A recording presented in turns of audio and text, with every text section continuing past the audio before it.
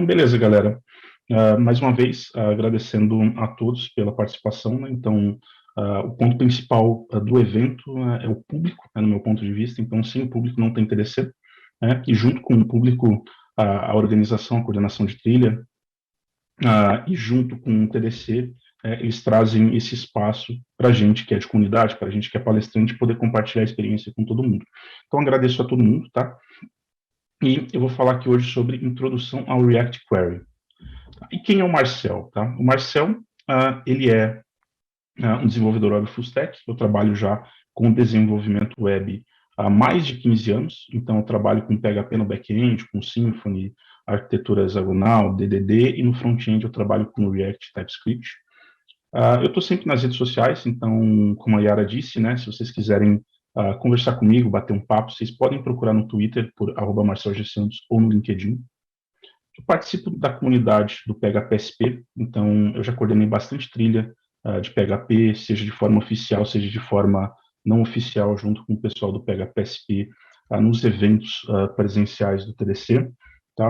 A gente faz curadoria de eventos, seja em meetups, seja em eventos especiais da nossa comunidade. Se vocês quiserem saber um pouco mais, é só procurar pelo PHPSP nas redes sociais. Como a gente está num evento, né, e um evento é feito de pessoas, eu ia sugerir fortemente para vocês que vocês interajam com as pessoas, né? Por mais que seja online, a gente perca aquele contato presencial de conversar, tomar um café junto, tomar uma cerveja, bater um papo. Eu acho que isso é possível ser feito no formato online. Então, fala sobre eventos, sobre palestrante, tira uma foto, faz uma selfie aí na frente do seu escritório com o seu setup, com o seu computador, interaja com outros participantes e tirem dúvidas e dê feedbacks. Tá? Isso é muito importante, tanto para o TDC quanto para os palestrantes e coordenadores de trilhas tentarem criar um evento melhor para vocês. Então, perfeito. Dito isso, né, vamos lá para a palestra. Então, eu vou fazer uma introdução aqui a essa ferramenta que é muito interessante, chamada de React Query.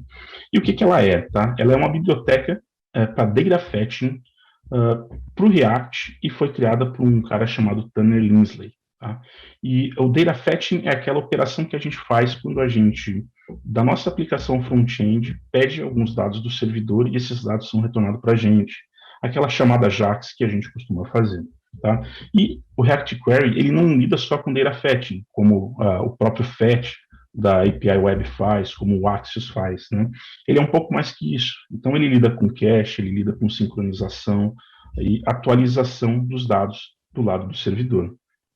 E a maioria das bibliotecas que a gente tem, tá, que lidam com o estado, elas são boas para lidar com os dados do estado no lado do cliente e não o server-side. Já o React Query, ele tem uma característica que ele lida muito bem com esses dados do lado do servidor. Então, no server state, né, a gente tem alguns probleminhas, a gente tem algumas características específicas que faz com que o React Query ele lide muito bem com essas coisas. Então, quando a gente lida com server state, a gente está falando de persistência remota e falta de controle. Né? Normalmente, a gente tem uma API assíncrona para fazer um fetching de dados ou para fazer um update. A gente tem a propriedade compartilhada, então não é só a gente que escreve naquele estado, existem outras aplicações que escrevem naquele estado, e esses dados ele pode ficar desatualizado rápido. Tá? E a gente tem algumas tarefas que são um pouco complicadas quando a gente lida com server state, que é fazer o controle de caching, atualizar os dados que estão desatualizados, lidar com performance, com lazy loading. E o React Query ele vem com uma solução para lidar de uma forma simples, transparente, com esses problemas que a gente tem quando a gente lida com o estado do lado do servidor. E o React Query, ele pode ser utilizado out of the box com quase nenhuma configuração. Tá? Contudo, né, a gente consegue atualizar, configurar ele à medida que a aplicação cresce e a gente tem várias vantagens quando a gente utiliza o React Query. Né? Então, uma delas, a nossa aplicação ela fica muito mais limpa, tá? Fácil de ler, porque a gente tira certos controles que a gente teria nos nossos componentes React, e isso o próprio React Query cuida para a gente. Então, se a gente vai saber em qual estado a nossa request está, se ele está sendo enviado, se ele foi retornado, se está com sucesso, com erro. Isso tudo o React Query trabalha para a gente, e isso traz um impacto positivo na experiência do usuário. Tá? E isso é muito bom, por quê? Porque a gente torna a nossa vida como desenvolvedor mais simples e entrega valor para o usuário final. E como que a gente utiliza essa ferramenta? Né? Então, o processo de instalação é muito simples. Né? Como qualquer pacote do NPM, a gente pode instalar ele utilizando npm install React Query ou yarn add React Query. E o React Query ele vem com uma ferramenta de DevTools que auxilia a gente no debug da aplicação. Tá? E, além disso, ele possui suporte ao React Native. Perfeito? E agora a gente vai falar sobre um dos pontos principais, né, da biblioteca, que são as queries. Tá? O que é uma query? Tá? Uma query ela é basicamente uma referência para uma fonte de dados assíncrona, que é associada a uma chave única. Tá? Então, eu tenho uma fonte de dados assíncrona, por exemplo, eu vou buscar no meu servidor através de um API REST ou GraphQL, tá? Eu crio uma query e eu anoto uma referência para essa query, para eu lidar com ela, para o React Query lidar com ela durante o ciclo de vida da minha aplicação. E essa fonte de dados assíncrona, ela pode ser utilizada com métodos baseados em promise, tá? E isso, né, é utilizado para fazer o fetch de dados do servidor, tá? Então, eu vou mostrar aqui um exemplo para vocês de como a gente utiliza uma query para fazer o fetch desses dados do servidor. Então, a primeira coisa que a gente faz, se vocês estiverem olhando na minha tela, eu tenho um import, né? Então, eu vou fazer um import do hook chamado useQuery, e eu vou usar esse hook useQuery para criar minha query dentro do meu componente React. Então, eu tenho meu componente React simples, chamado app, e eu uso essa função, esse hook useQuery, com a primeira chave chamada todos, tá? Então, essa chave eu dou para essa consulta porque eu quero identificar ela, e eu chamo esse método chamado fetch_to_do_list, que possivelmente ele vai consultar uma API que vai trazer ali a lista de tarefas para mim, tá? E essa chave, né, essa chave única, ela é importante porque ela é utilizada internamente pelo React Query para fazer o refetching, para fazer caching, para compartilhar dados dessa consulta na aplicação como um todo. Tá? Isso é muito rico para a gente, porque a gente não precisa lidar de forma manual, né, com essas características, com essas funcionalidades. E a gente consegue focar no que é mais importante, que é a regra de negócio e entregar valor para o cliente. O resultado que a gente tem dessa query, utilizando esse hook useQuery, ele tem todas as informações necessárias sobre a query para a gente utilizar no nosso código, para a gente utilizar no ciclo de vida na nossa aplicação, por assim dizer. Então, por exemplo, né, a gente tem uma flag chamada isLoading, que ela vai mostrar o estado do fetching que a gente está fazendo. Tá? Isso a gente pode utilizar, por exemplo, para mostrar um spinner durante o passo de carregamento. Tá? Então, se eu fiz o fetch e no momento, enquanto ele está carregando, né, está fazendo a requisição lá via rede, via uma API REST, a gente pode colocar um spinner na tela para a gente notificar o usuário, né, do que está acontecendo. E, além dessa flags loading, a gente tem outras flags, como isSuccess e isError. E ela informa o estado de conclusão ali da minha chamada síncrona, né, do meu data fetching. E a gente pode mostrar um feedback de acordo com o necessário. Então, se a minha flag success vem como true, eu consigo, sei lá, mostrar um modal de que os dados que foram retornados da minha API foram mostrados com sucesso. Ou isError, eu consigo mostrar alguma informação equivalente. Tá? E uma vez que a gente tem esses dados, né, possivelmente a gente vai querer lidar com os dados que foram resultado da request que a gente fez. Tá? Então, a gente vai ter objetos dentro desse objeto de resultado que são responsáveis por conter os dados da resposta de sucesso e os dados da resposta de erro. Tá? E esses valores, né, essas informações ficam dentro desses objetos data e erro. Tá? Então, para não ficar aqui muito na conversa, eu vou mostrar aqui um exemplo para vocês, no qual a gente utiliza essas flags, né, e mostra os dados retornados através de uma consulta. Perfeito?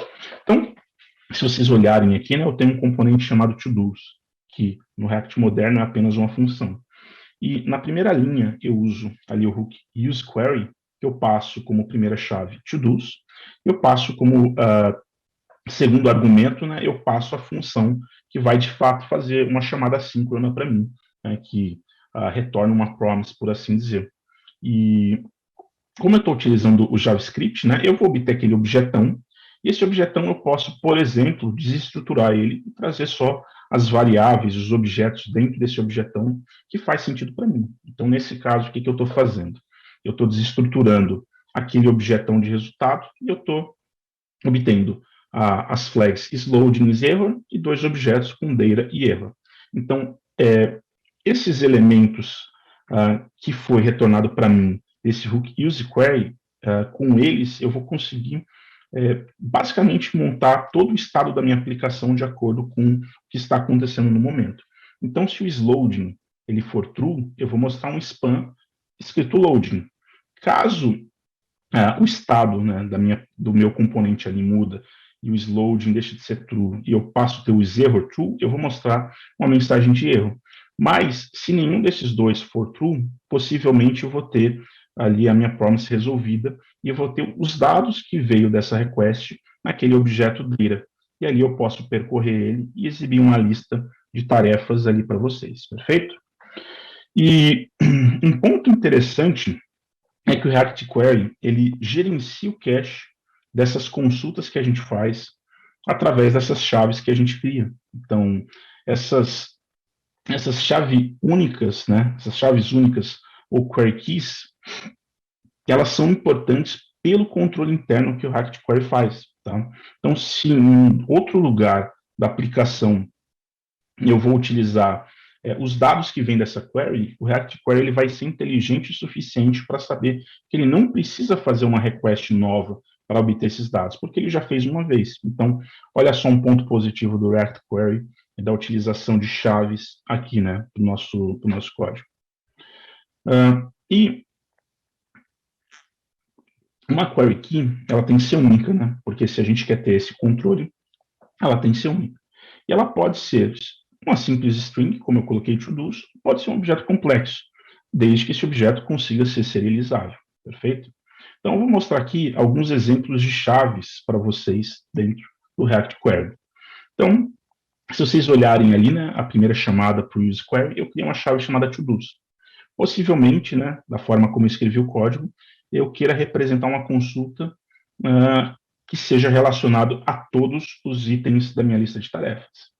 Já naquele segundo exemplo, eu usei um array como chave, que tem o primeiro argumento, né, ou o primeiro item do array, uma string chamada to-do, e o segundo, um valor 5.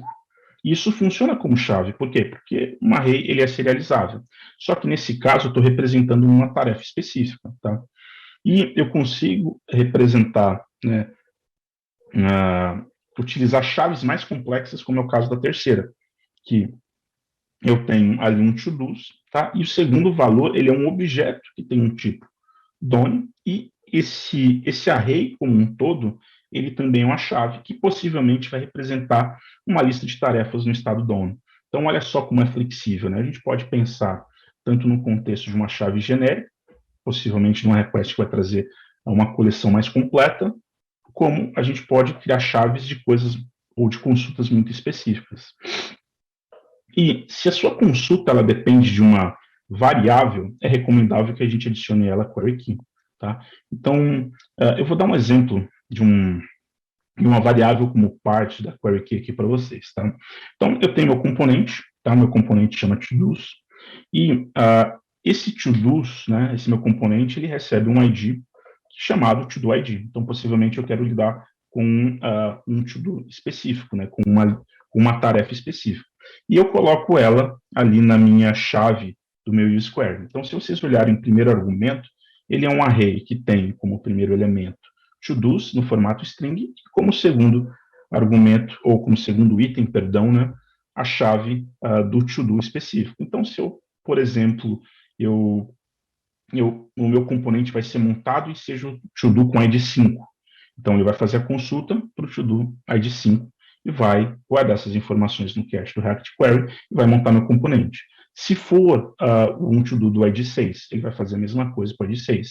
Se por algum outro motivo eu for consultar esse mesmo to-do com o ID 5, o React Query vai ver que esse camarada já está no cache e já vai trazer essas informações do cache. Se em algum momento eu precisar invalidar esses caras, eu posso ser mais específico ou ser mais genérico nesse caso, perfeito? E avançando um pouco aqui, né, essa função de consulta que a gente utiliza como segundo argumento, ela pode ser qualquer tipo de função que retorna uma promise para a gente, tá? Só que tem um ponto, né? Essa promise ela tem que retornar ou o dado resolvido ou lançar um erro, né? E por que que ela tem que lançar um erro? Porque o React Query precisa saber quando houve um erro para ele pegar aquelas informações do erro e botar naquele objetinho de erro de acordo, perfeito? E se o erro e se a gente não fizer isso, né, a gente tem que, possivelmente a gente vai ter um erro, então é recomendável que a gente utilize isso para APIs que não lançam exceções, tá? Então, vou mostrar aqui um exemplo para vocês de uma função que retorna uma promise, ou na verdade, que retorna um erro, né? Então, está aqui um exemplo de uma query, que é essa função sem nome, tá? Ela vai verificar uma flag e vai retornar um erro, e como ela vai retornar um erro, possivelmente ela vai preencher aquele objeto que foi resultado da minha chamada para use query, né? Ele vai preencher aquele objeto errors. E né, a gente tem que tomar cuidado quando a gente lida com funções ou ferramentas que não lançam erros por padrão. Nesse caso, a gente tem que fazer um lançamento de erro de forma explícita. Beleza, galera? Tudo tranquilo até aqui? Tudo de boa? Espero que sim, tá? E o React Query ele é bem flexível, então a gente pode lidar, por exemplo, com queries paralelas e queries dependentes. Tá, mas o que são essas queries paralelas, né? Então, as queries paralelas são aquelas queries que elas são mandadas ao mesmo tempo. Então, se eu tenho chamadas assíncronas, que uma não é dependente da outra, eu, ao invés de mandar uma, esperar ela terminar e depois mandar outra, mando as duas junto, tá? E o React Query permite fazer isso de forma simples. É simplesmente executar aquele hook, né, e o square lado a lado, tá? Então, vou mostrar aqui um exemplo bem simples para vocês de como faz isso, mas não é nada de outro mundo, né? Então, nesse meu exemplo, eu tenho meu componente app, no qual eu vou consultar os usuários, eu vou consultar os times, eu vou consultar aqui os projetos. Então, como eu fiz a chamada do useQuery em cada uma das linhas, eu estou mandando essas chamadas de forma paralela. Perfeito? E, contudo, né, nem tudo que a gente faz pode ser feito de forma paralela. Então, caso a gente tenha consultas que sejam dependentes, então, por exemplo, eu selecionei um usuário, a partir desse usuário eu vou selecionar as tarefas, a partir dessas tarefas, ou vou selecionar projetos, a partir desse projeto eu vou selecionar as tarefas. A gente consegue lidar também com consultas dependentes. Perfeito? Um outro ponto, né, que é muito interessante, né, que vem como funcionalidade no React Query, é o conceito de refetching automático, tá? E o que o refetching automático é? Tá? O refetching automático, ele basicamente ele faz a consulta por baixo dos panos quando determinadas ações acontecem dentro da nossa própria aplicação. Então, por exemplo, eu tenho lá uma listagem de tarefas, eu saí do navegador e eu voltei com foco para ele, tá? O React Query ele vai perceber que a janela recebeu esse foco, ele vai fazer um refetching para poder trazer uma versão mais nova daquele estado do servidor. Se alguém, por exemplo, adicionou uma tarefa a mais, ele vai pegar e vai deixar sempre atualizado para você. E essa abordagem ela é muito útil porque ela consegue manter os dados atualizados para a gente, né? Contudo, a gente pode ter alguns inconvenientes, né? Como, por exemplo, um negócio que acontecia lá na empresa, que a gente implementou o React Query, e a pessoa fazia uma consulta numa tela do sistema, ia dar um Alt Tab para pegar uma coisa no Excel, e quando voltava, essa consulta era refeita. Entendeu? Então, esse é um inconveniente. E, por padrão, né, por design, o React Query ele é bem flexível, e a gente consegue desabilitar isso, tanto de forma local quanto de forma global. Então, no caso dessa tela lá na empresa, a gente desabilitou porque de fato, esse refetching automático não estava sendo útil para a gente. E, para não ficar só na conversa aqui e mostrar exemplo de código, né, para a gente desabilitar, a gente simplesmente coloca um terceiro objeto né, na chamada desse hook useQuery, e a gente passa ali as configurações que a gente quer passar para essa consulta. Então, nesse caso, eu passei a configuração chamada Refat on Window Focus como falso. Então, essa consulta, quando a minha janela receber o foco novamente, ela não vai ser refeita. Então, eu não vou ter esse refetting automático. Além disso, a gente tem outras coisas, como políticas de retry, tá? Então, quando a consulta falha, o React, ele normalmente, ele vai fazer o retry da consulta, né? Então, por exemplo, ele foi lá, fez uma consulta, retornou um 404. Ele vai tentar fazer de novo. E ele tem uma política de quanto em quanto tempo ele faz isso, tá? E o React Query, ele faz isso até atingir o número máximo de retries. E vai ter situação, de fato, também que a gente não vai querer ter uma política de retry. Então, se alguém, por exemplo, tentou consultar um, um recurso que não existe na nossa IP REST, eu estou consultando, por exemplo, uma to-do com um ID inexistente, eu não quero que ele faça o refetching. Então, eu também posso configurar ou desabilitar essas políticas de retry, tá? Então, mostrando aqui um exemplo também, né? Eu estou configurando aqui, né, a política de retry para a quantidade de 10, tá? Que vai ser feito caso ali os to-dos não consigam ser encontrados. E, além disso, a gente também tem a configuração que a gente pode fazer no delay, ou seja, o tempo que o React Query ele utiliza para poder ir fazendo esses retries. Então, se vocês perceberem, né, o React Query ele é bastante flexível, ele é uma biblioteca assim, muito boa. E, né, caminhando para o final da nossa apresentação, a gente falou sobre consulta, e agora a gente vai falar sobre mutations. Tá? Então, para que a gente utiliza as mutations? Né? A gente utiliza para realizar uma mudança no estado do servidor, perfeito? Então, a gente lidou até agora com consulta que a gente obtém no estado do servidor, agora a gente quer fazer a operação de alterar o estado do servidor, como criar, alterar, remover um recurso no servidor, seja uma lista de, seja uma tarefa, seja um usuário, seja qualquer outro recurso, tá? E para isso a gente utiliza uma hook chamada useMutation. E como é que funciona essa hook, tá? Eu vou colocar um exemplo aqui na tela para vocês, para ficar um pouco mais claro. Então, de novo, eu tenho meu componentezinho de exemplo, certo?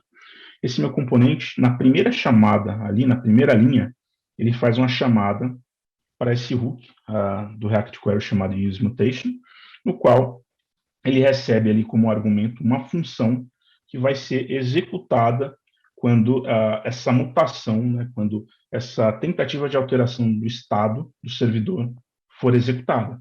Tá? E ele retorna, como sempre, para a gente um objeto que ali na primeira linha eu chamei de mutation. E o que esse objeto vai ter? Esse objeto também vai ter aquelas flags conhecidas, tá? E ele vai ter um método chamado mutate. Então vamos olhar ali no primeiro pedaço do retorno. Então, uma mutation, ele também vai ter uma flag chamada sloading, que eu posso colocar ali para exibir no meu componente um add to do, enquanto ele faz o processo do post, o servidor recebe a request, adiciona informação, etc. Quando ele não está no estado de sloading, ele está no outro estado, né? Então, ali a gente tem um operador ternário e ele cai para uma outra condicional que ele vai verificar se a minha mutation teve um erro. Então, se teve um erro, ele vai exibir ali uma mensagem falando que um erro aconteceu e vai publicar a mensagem. Ah, não aconteceu um erro? Possivelmente aconteceu um sucesso. Aí ele vai verificar ali mutation.success e vai exibir uma div com o texto to do added, né, que você conseguiu adicionar. E a gente também vai ter ali, no caso, um botão que vai acionar essa mutation. Então, aquele botão que eu coloquei, ele tem uma chamada, né, ele tem ali um evento chamado onClick, que quando eu clico nesse botão, ele vai chamar o método mutate dessa mutation que eu criei. Então, quando a pessoa clicar nesse botão, eu vou passar um payload com a ID, que tem uma data e o título, né, lavar as roupas, para essa mutation. Essa mutation vai receber esses dados e vai executar aquela função que eu coloquei lá em cima. E enquanto isso acontece, né, nesse processo de conversa com o servidor, eu tenho aquelas flags que eu utilizei para mostrar se eu estou adicionando ou não ali a minha tarefa, né, ou se deu um erro ou sucesso no processo de atualização dela, perfeito? E essas mutations, ela tem eventos que são disparados em diversos estados do ciclo de vida dela própria, né? Então, só como a título de curiosidade aqui para vocês, eu vou mostrar aqui algum desses estados, tá? Então, a gente tem um estado, né? Desculpa, os eventos, né? Eu vou mostrar aqui para vocês alguns eventos específicos de uma mutation. Então, eu tenho um on-mutate, eu tenho on-error, eu tenho on-success e on-settled. Então, esses eventos, eles vão ser disparados de acordo com o estado que a minha mutation tem em determinado momento do tempo da minha aplicação. Então, eu consigo saber se algo foi terminado com settled, eu consigo saber se eu tive sucesso com o success, se eu tive um erro com o on-error, e assim por diante. E agora, né, por fim, eu queria falar sobre uma funcionalidade muito massa que tem no React Query, que é o conceito de Query Invalidation, tá? E o React Query, ele permite com que a gente invalide uma query quando algo acontecer, tá? E quando a gente invalida essa query, a gente marca ela como stale, ou como obsoleta, ou como, tipo, que ela precisa ser atualizada. E isso, normalmente, ocasiona um refetch de alguns lugares quando eu marco essa query como obsoleta, né, ou como stale. E quando esse refetch acontece, os componentes que utilizam essa query, eles são renderizados novamente e traz os dados atualizados. Então, olha só que interessante. Eu nem preciso me preocupar quando eu faço uma atualização dos dados do lado do servidor ou no estado do servidor com a mutation, eu não preciso me preocupar em chamar uma query novamente. Se essa query, né, se essa invalidação que eu fiz corresponde a uma query, o refetch vai ser feito de forma automática. Tá, e como funciona isso, né? Então, a gente utiliza um outro hook do React Query chamado useQueryClient. Tá? E esse Query Client ele tem um método chamado invalidateQueries. E a chave que eu passo ali é a chave que eu vou utilizar para invalidar as queries que são correspondentes. Aí, só para vocês entenderem um pouco melhor, se vocês olharem ali, eu tenho duas queries. Tá? Eu tenho uma query ali na linha 1, lá embaixo, depois do comentário, que ele vai trazer uma lista com todos os to-dos, eu coloquei uma chave string to-dos. Eu tenho uma query que vai trazer todos os to-dos, só que da página 1. Então, se vocês olharem a chave ela é uma array, um primeiro elemento com texto to-dos, que é semelhante ao texto de cima, mas ela tem um segundo elemento que diz que a página é a página 1. Quando eu invalido o to-dos, ele vai invalidar ambas as queries. Por quê? Porque elas têm a mesma chave chamada to-dos, mesmo que a segunda seja uma chave mais específica. Como o primeiro pedaço dela é o to-dos, ele faz como se fosse ali uma invalidação em cascata. Isso é muito útil, né? Porque independentemente se seja todas os to-dos ou todos da primeira página, uma vez que eu fiz uma alteração no estado do lado do servidor, invalidei as to-dos, ela tem que propagar para todas as consultas que eu faço. Tá? Vou mostrar um outro exemplo aqui para vocês. Né? Então, eu tenho ali no caso um invalidate queries, e agora, ao invés de invalidar todas as to-dos, eu invalido as to-dos com tipo DOM. De novo, né, uma chave ali composta no formato de array, no qual o primeiro elemento é o texto to-dos, e o segundo elemento é um objeto do tipo DOM.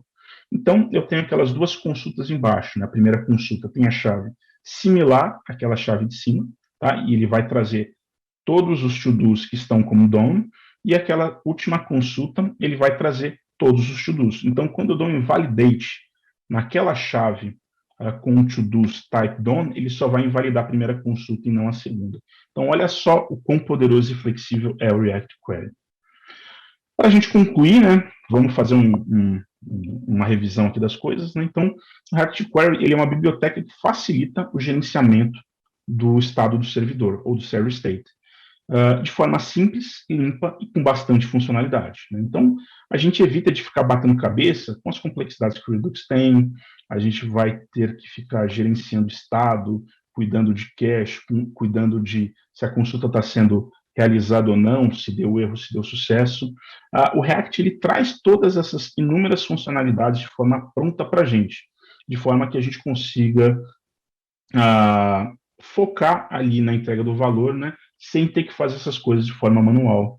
E é muito interessante, né, a Yara comentou no começo da palestra sobre comunidade, e eu descobri, né, o React Query através da comunidade, né. Eu perguntei se existia alguma boa prática para lidar com o Estado, e eu achava o Redux complexo em alguns momentos, né, e uma pessoa da comunidade ali, que é o Sibelius, ele falou que recomendava não usar Redux, né. Eu achei isso até meio sério ali, meio exagerado, mas ele explicou, né, qual o motivo que o Redux não era necessário naquele momento e sugeriram eu utilizar o React Query para lidar com os dados do lado do servidor, né. Isso é muito bacana, porque eu, de fato, eu aprendi, né, para que serve o React Query, entendi o que é esse, o que são esses dados, né, estado do lado do servidor e quais as vantagens que o React Query traz para a gente, tá? E, além do React Query, tem outras ferramentas que fazem a mesma coisa, mas é isso, galera. Então, vá em frente, divirtam-se. Espero que vocês tenham gostado da palestra. Eu vou deixar aqui as referências para vocês, tá? As referências, elas estão meio, um pouquinho incompletas, eu vou dar uma atualizada nelas aí no final do dia. Então, vocês podem tirar uma foto desse QR Code ou guardar esse link, tá? Que eu vou botar mais informações lá, mas tem informação lá da documentação, a documentação ela é muito boa, e eu vou pedir que vocês avaliem a palestra, que se vocês gostaram ou não, sugestões de melhoria para a trilha para o evento, e eu agradeço a vocês pela presença. Obrigado. Me sigam lá no Twitter ou lá no LinkedIn, né? Me adicionem lá na rede de contato de vocês. Se vocês quiserem um slide dessa palestra, vocês podem ir no meu Speaker Deck, que é speakerdeck.com.br Marcel G. Santos, e perguntas